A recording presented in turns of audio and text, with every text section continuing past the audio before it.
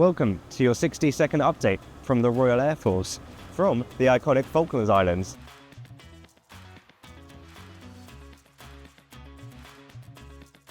This week, British Forces South Atlantic BFSAI has been conducting air-to-air refuelling training for a detachment of A400 pilots.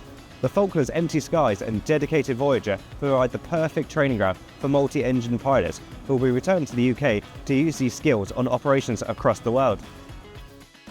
Based out of RAF Waddington, exercise Cobra Warrior is the most important and largest exercise that the RAF runs here in the UK and provides the opportunity to work with key NATO allies, training partners in high-intensity tactical air warfighting operations.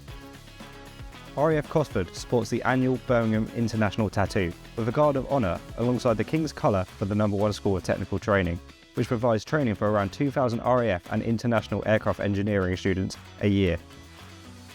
Service personnel and veterans have been taking part in the Invictus Games in Canada, designed to support the recovery needs of each individual. The Games provide an opportunity to demonstrate their resilience on a world stage. Congratulations to everyone from Team UK. That's it for this week. See you next time.